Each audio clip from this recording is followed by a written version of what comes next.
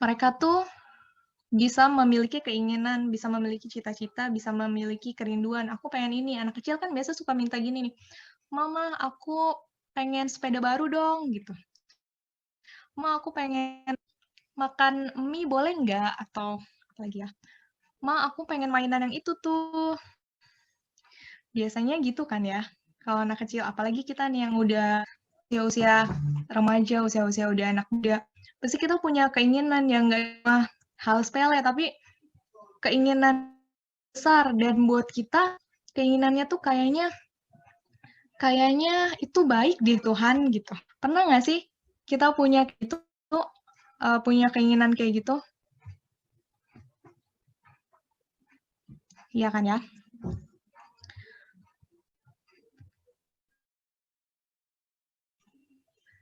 Coba sekarang di tahun 2020, kita flashback yuk sebentar, kita jalan-jalan ke 2019 sebentar. Pernah nggak sih kita mikir 2020, pasti waktu 2019 kita mikir 2020 pasti akan begini nanti tahunnya, sama lah kayak tahun-tahun sebelumnya. Kepikir nggak kalau bakal ada penyakit yang melanda dunia, nggak cuma Indonesia loh, tapi seluruh dunia. Pernah kepikir nggak sebelumnya? Enggak, Kak. Pasti nggak pernah kepikir sebelumnya ya kalau akan terjadi kayak gini. Pernah kepikir nggak sih yang sekolah-sekolah yang masih sekolah, itu akhirnya ketemu sama teman-temannya. Yang paling kasihan baru lulus SMP mau ke SMA, lulus SMA mau ke kuliah, belum pernah ketemu sama temannya sama sekali. Belum pernah ketemu gurunya sama sekali, belum pernah ketemu sama dosennya sama sekali. Itu akan agak susah ya kita buat adaptasinya. Kayak tadi Angel sempat nanyain sama Karin ya, agak susah pastikan adaptasinya. Itu kan pasti sebelumnya nggak pernah kepikir kan di tahun 2019 kalau bakal begitu nih di tahun 2020.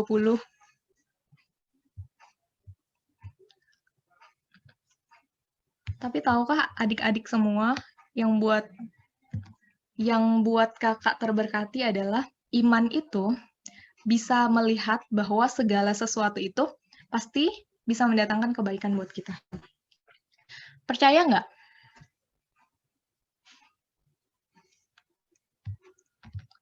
Percaya. Percaya ya kalau iman itu bisa mendatangkan suatu kebaikan buat kita. Ada ayatnya loh adik-adik.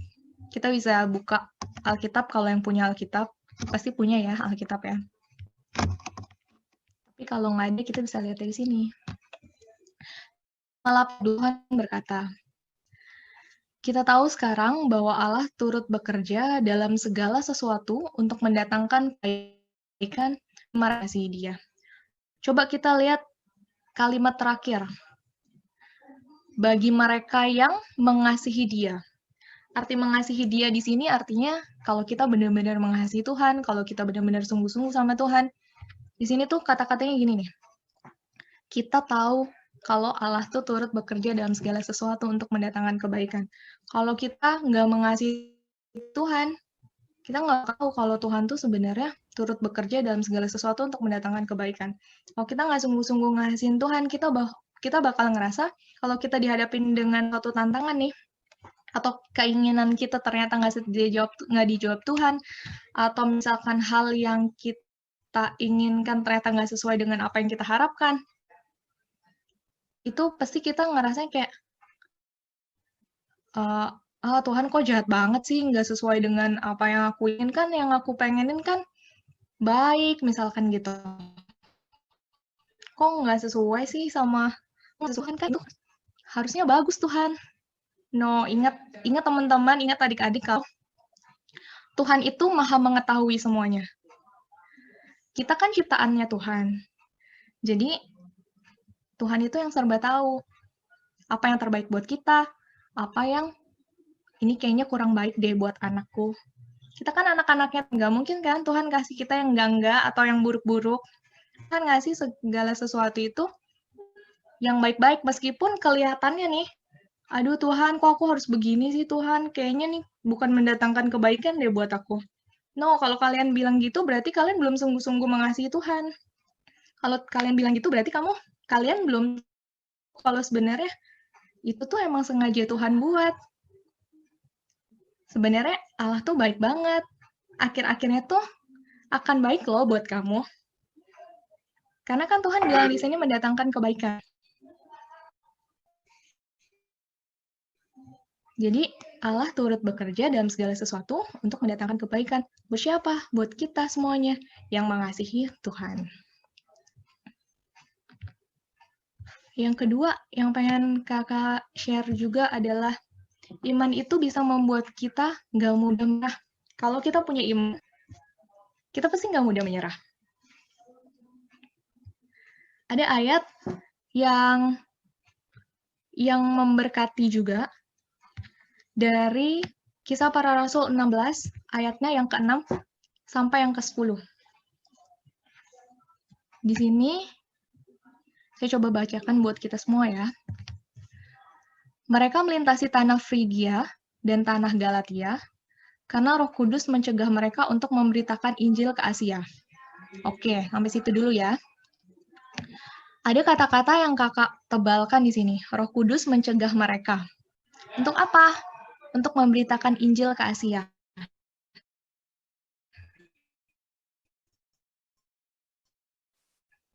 Kita lanjut dulu ya. Mereka mencoba masuk ke daerah Bitinia, tetapi Roh Kudus tidak mengizinkan mereka. Kata-kata yang kakak blok lagi adalah Roh Kudus tidak mengizinkan mereka.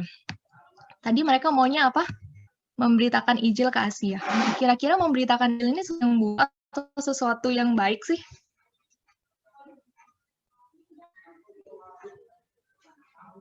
Sesuatu yang baik ya kalau kita memberitakan Injil kan.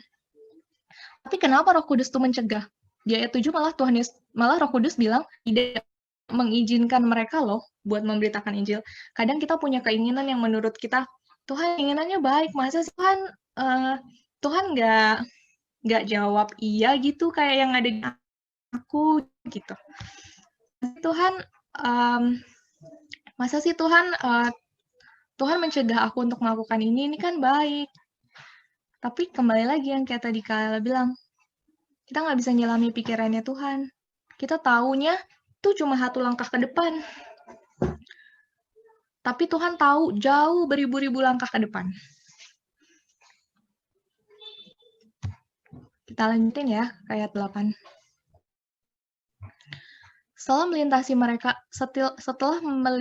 Misia, mereka sampai di Troas. Ayat ke-9. Dan malam harinya tampaklah oleh Paulus suatu penglihatan, seorang Makedonia berdiri di situ dan berseru padanya katanya, menyeberanglah kemari dan tolonglah kami. Orang mana yang berseru? Makedonia. Dia bilang, menyeberanglah kemari, tolonglah kami. Kita baca lagi ke ayat yang 10.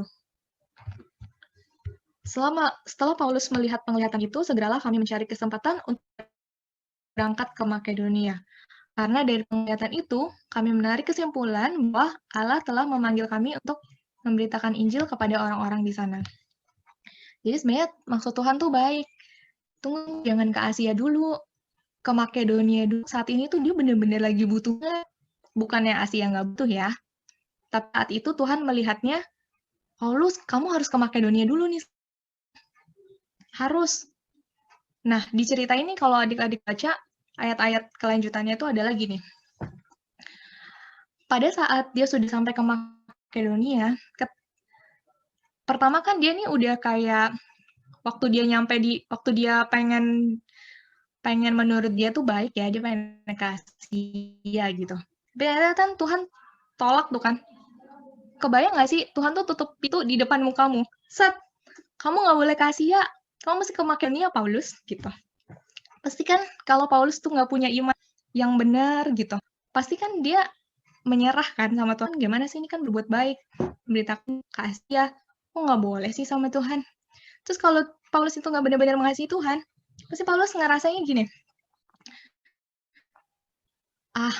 Tuhan nih nggak baik nih, pasti ini nggak mendatangkan kebaikan lah buat aku, karena dia belum mengenal Tuhan penuh, belum sebenarnya benar-benar mengasihi Tuhan.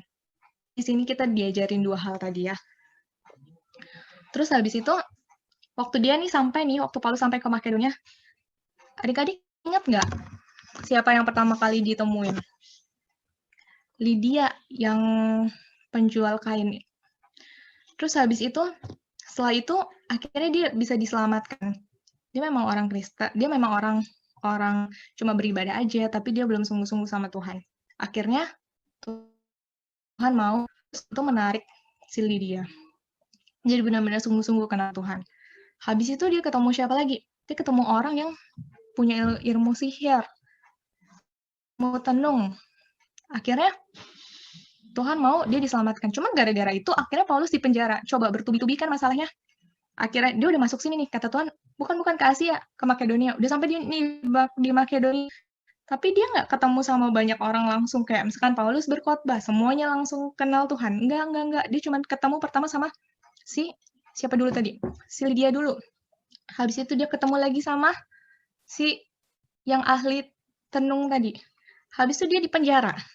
Tapi maksud Tuhan itu baik loh semuanya itu. Di situ akhirnya dia tetap bersyukur, tetap memuji Tuhan. Akhirnya dia jadi kesaksian buat seluruh isi penjara itu. Termasuk kepala penjaranya akhirnya kenal Tuhan. Terus akhirnya apa yang terjadi terakhir-terakhirnya? Akhirnya terbentuklah gereja di situ. Orang yang percaya Tuhan. Oh, akhirnya Paulus tuh akhirnya bisa ngerti, oh ini yang maksud Tuhan ya, aku harus menyelamatkan orang-orang di sini dulu ya. Bukan maksudnya, enggak, kamu nggak usah nyelamatin Asia. Bukan itu juga. Tapi Tuhan maunya saat itu, Paulus itu memberitakan Injil di Makedonia dulu. Jadi kalau kita punya segala sesuatu, kayak menurut kita itu udah kayak, Tuhan ini kayaknya udah yang terbaik ya. Tapi kan itu menurutmu, belum tentu menurut Tuhan itu terbaik. Itu kan menurut Priscilla baik, tapi kan belum tentu menurut Tuhan itu baik. Terus, Tuhan aku udah gak percaya lagi lah sama Tuhan, soalnya kayak Tuhan tuh gak pernah jawab doaku. Berarti itu adalah orang yang belum benar-benar mengasihi Tuhan, karena dia nggak tahu persis maksud Tuhan tuh sebenarnya baik. Tapi kita masih nggak ngerti, karena kita belum benar-benar sungguh-sungguh mengasihi Tuhan. Itu dua hal yang benar-benar sangat memberkati kakak. Kakak harap itu sangat sedikit kakak yang bisa kakak bagian, tapi kakak harap itu bisa menjadi berkat buat adik-adik, dalam adik-adik mensikapi banyak hal. Dari mulai tahun 2020 ini, pasti kan nggak mungkin dari mulai Januari. Nggak mungkin semuanya aman-aman sampai Desember. Semuanya apa yang kita inginkan, sama persis. Tuhan jawab semuanya. Kita minta A, Tuhan kasih. Kita minta B, Tuhan kasih. Kita minta C, D, E, sampai Z, semua dikasih sama Tuhan. Dari Januari sampai Desember. Kan pasti ada kan yang nggak sesuai sama apa yang kita pikirkan. Atau apa yang selama ini kita doakan. Bahkan udah kita gumuli. Kadang-kadang kita kan udah pikir gini, Tuhan, udah bertahun-tahun nih Tuhan, kita udah doain tentang ini. Kok kayak nggak dijawab-jawab sama Tuhan? Kok kayaknya jawabannya enggak sih Tuhan? Atau kok jawabannya ntar dulu sih Tuhan? Kan pengennya cepet Tuhan, ini kan baik juga Tuhan. Enggak, kalian nggak tahu. Tuhan lebih tahu. Priscilla nggak tahu. Priscilla pikir, ini udah paling baik Tuhan, udah paling baik dah pokoknya ini. Enggak Priscilla, kamu nggak tahu. Saya lebih tahu, kata Tuhan. Sama itu juga untuk pergumulan adik-adik yang jangan pernah ngerasa menyerah. Jangan ngerasa menyerah. Tuhan punya segala sesuatu yang indah buat kalian. Tetap terus berdoa, tapi ingat kita juga harus peka. Cara tahu kita bisa peka, kita harus benar-benar dekat sama Tuhan. Jadi kita tahu, kita benar-benar mengasihi Tuhan, jadi kita tahu apa yang sebenarnya Tuhan mau terjadi dalam hidup kita, apa yang seharusnya kita lakukan, apa yang seharusnya ya kita lakukan untuk kedepannya. Itu semuanya nanti Tuhan pasti akan kasih tahu ke kita. Kayaknya itu sharing dari kakak malam hari ini. Semoga bisa menjadi berkat buat adik-adik semua.